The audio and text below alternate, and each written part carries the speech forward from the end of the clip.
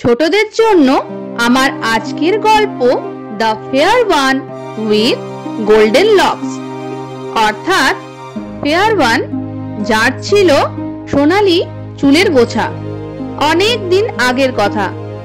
এক রাজ্যে ছিল এক সুন্দর রাজকুমারী, যার সুন্দরতার প্রধান আকর্ষণই ছিল বড় ঢেউ খেলানো সোনালী চুল।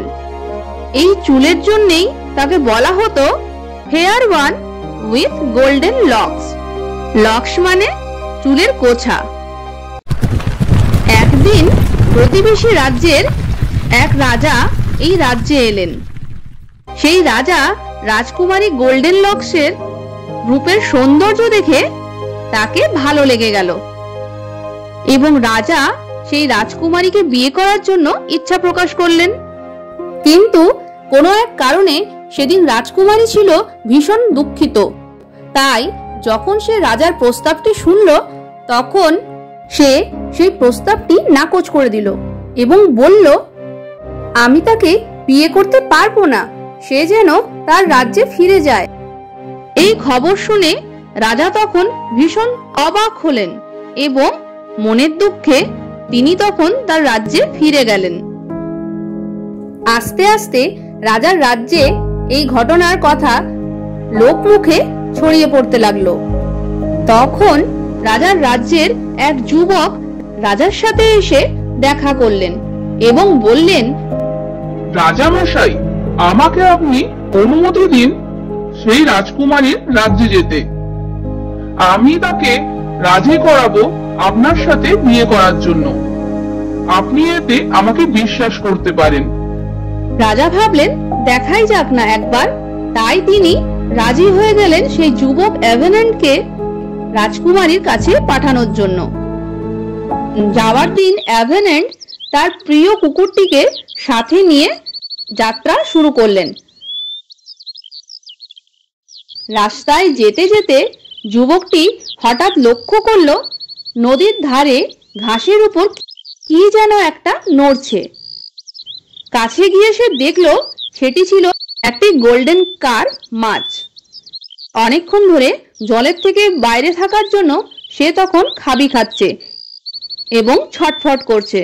যুবকটি তখন গোল্ডেন কার্পটিকে নদীর ভিতর ছেড়ে দিল এবং তাকে পুনর্জীবিত করলো।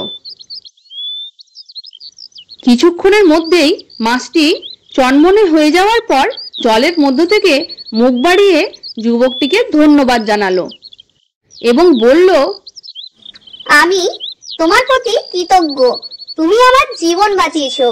তাই যদি কোনোদিনও আমার দরকার পড়ে আমিও তোমায় সাহায্য করব।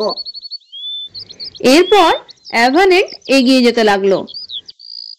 কিছু দূর গিয়ে যুবকটি দেখতে পেল একটি ঈগল পাখি একটি কাককে মারার জন্য তাড়া করছে। তখন সে সেই কাকটিকে ঈগল পাখির হাত থেকে উদ্ধার করলো এবং ঈগল পাখিটিকে তাড়িয়ে দিল। কাকটি তখন তাকে ধন্যবাদ জানালো এবং বলল, আমি তোমার কাছে কৃতজ্ঞ। যদি কোনোদিন ভবিষ্যতে আমার কোনো সাহায্যের দরকার পড়ে আমি তোমায় নিশ্চয়ই সাহায্য করব। এরপর সে আবার এগিয়ে যেতে লাগলো। কিছু দূর গিয়ে সে দেখলো একটি গাছের লতায় একটি পেঁচা কোনোভাবে আটকে পড়ে রয়েছে এবং ছটফট করছে। অ্যাভেনেন্ট তখন সেই শক্ত লতার মধ্যে থেকে পেঁচাটিকে উদ্ধার করে নিয়ে এলো।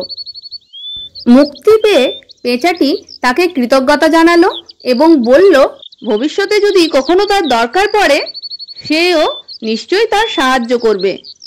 এইভাবে যুবকটি এগিয়ে যেতে লাগলো। শেষমেশ সে রাজকুমারীর রাজ্যে এসে পৌঁছালো এবং রাজকুমারীর সাথে দেখা করলো। রাজকুমারীর সৌন্দর্যে অ্যাভেনেন্টও মুগ্ধ হয়ে গেল। সে রাজকুমারীকে তাদের রাজার সাথে বিয়ে করার জন্য রাজি করানোর চেষ্টা করতে লাগলো। তখন রাজকুমারী বলল, ঠিক আছে, দেখা যাবে।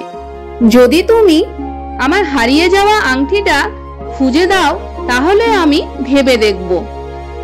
অ্যাভেনেন্ট বলল, তোমার আংটি কোথায় পড়েছে? রাজকুমারী জানালো 1 মাস আগে তার হাতের আংটিটা নদীতে পড়ে যায় এবং বহু খোঁজার পরও সে আর পায়নি। এভানেন্ট মনে মনে ভাবলো, 1 মাস আগে যে আংটি নদীতে পড়ে যায় সেই আংটি আমি কিভাবে খুঁজবো? কিন্তু রাজকুমারীর সামনে সেটা প্রকাশ করলো না এবং বলল, ঠিক আছে, আমি আপনাকে আপনার আংটিটা ফিরিয়ে দেব। এই বলে সে সেখান থেকে প্রস্থান করলো। নদীর ধারে এসে সে এবং তার কুকুরটি অনেকক্ষণ ধরে সেই আংটিটি খোঁজার চেষ্টা করছিল। হঠাৎ কেউ একজন বলে উঠল, এভানেন্ট, এভানেন্ট। এভানেন্ট এবং কুকুরটি অবাক হয়ে দেখলো কেউ যেন এভানেন্টের নাম ধরে ডাকছে। তখন তারা নদীর মধ্যে সেই গোল্ডেন কার্পকে দেখতে পেল। গোল্ডেন কার্পটি জানতে চাইল তারা এখানে কি করছে। এভানেন্ট সমস্ত ঘটনা তাকে বলল এবং গোল্ডেন কার্পটি কিছুক্ষণের মধ্যেই জলের তলা থেকে আংটিটি খুঁজে এভানেন্টের হাতে দিল। রাজকুমারী অবাক হয়ে গেল এবং বলল, তুমি কি করে পেলে এই 1 মাস আগে হারানো আংটিটা? তুমি নিশ্চয়ই কোনো জাদু জানো। এভানেন্ট বলল, না না রাজকুমারী, আমি কোনো জাদুই জানি না। এরপর তো আপনি রাজি আমার রাজাকে বিয়ে করার জন্য? রাজকুমারী কিছু একটা ভাবলো এবং বলল, না, এখনই নয়, তোমাকে আমার আরেকটা কাজ করে দিতে হবে। এই রাজ্যের বাইরে একটি দৈত্য গ্যালিফর্ন থাকে। সে আমার রাজ্যকে ধ্বংস করে দেবে বলেছে। আমি চাই সেই গ্যালিফর্নের মাথার টুপি তুমি আমার কাছে নিয়ে এসো। এভানেন্ট এবং তার কুকুরটি অবাক হয়ে গেল। গ্যালিফর্নের দুর্গতে কিভাবে পৌঁছানো যায় এবং তার মাথার টুপি কিভাবে আনা যায় এই ভাবতে ভাবতে সে সেই দুর্গের উদ্দেশ্যে রওনা হলো। মাঝ রাস্তায় তার দেখা হলো সেই কাকের সাথে, যাকে সে একদিন ঈগল পাখির হাত থেকে বাঁচিয়েছিল। সমস্ত ঘটনা শোনার পর কাকটি তাকে বলল, আমি সেই টুপি এনে দেব তোমাকে। এরপর কাকটি উড়ে গেল দুর্গের মধ্যে এবং কিছুক্ষণের মধ্যেই গ্যালিফর্নের টুপি সঙ্গে নিয়ে কাকটি উড়ে এলো। কিন্তু এবারও রাজকুমারী রাজি হলো না রাজার সাথে বিয়ের জন্য। সে এভানেন্টকে বলল, যদি সে দুর্গম অন্ধকার গ্রোট্ট লেক থেকে ফিয়াল ওয়াটার নিয়ে আসতে পারে তাহলে সে ভেবে দেখবে। এই ফিয়াল ওয়াটার বা জলটি ছিল ম্যাজিক্যাল জল। এই ম্যাজিক্যাল ওয়াটার বা জাদুই জলকে লাগালে মানুষ আরো সুন্দর হয়ে যায়। এভানেন্ট বেরিয়ে গেল সেই ফিয়াল ওয়াটার নিয়ে আসার জন্য।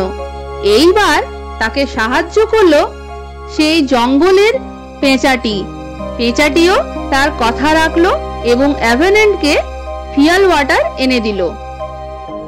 এরপর রাজকুমারী তার রাজাকে বিয়ে করার জন্য রাজি হয়ে গেল। কিন্তু এইবার এভানেন্টের কাছে সমস্ত ঘটনা শুনে রাজা কৃতজ্ঞ হওয়ার বদলে প্রচন্ড রেগে গেল। সে এভানেন্ট এবং রাজকুমারীর বন্ধুত্বকে সুনজরে নিল না।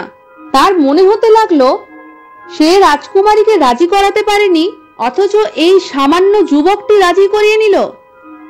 তার এত স্পর্ধা। সে তখন তার উপর জেলাস ফিল করতে লাগলো। সে এভানেন্টকে জেলে বন্দি করে দিল। এরপর রাজা ভাবতে লাগলো তাকে আরো সুন্দর হতে হবে। সে ঠিক করলো সেই ফিয়াল ওয়াটার, যেটি কিনা সৌন্দর্যের প্রতীক, সেই জলকে আনাতে হবে যাতে সেটি মেখে আরো সুন্দর হয়ে যায়। রাজা তখন তার এক চাকরানীকে পাঠালো রাজকুমারীর আলমারি থেকে সেই ফিয়াল ওয়াটার আনার জন্য। কিন্তু হতভাগ্যভাবে চাকরানীটি যখন সেই জলটি আনছিল তখন তার হাত থেকে সেই পাত্রটি পড়ে গেল এবং ভেঙে গেল। রাজা জানলে তার কঠোর শাস্তি হতে পারে ভেবে আরো একটি একই রকম দেখতে অন্য পাত্র, যেটি কিছু দূরেই রাখা ছিল, সেটি তুলে নিল এবং রাজার কাছে নিয়ে এলো। কিন্তু সেই পাত্রটিতে ছিল ওয়াটার অফ ডেথ, অর্থাৎ মৃত্যুর জল, যা কিনা ছিল রাজ্যের শত্রুদের ধ্বংস করে দেওয়ার জন্য।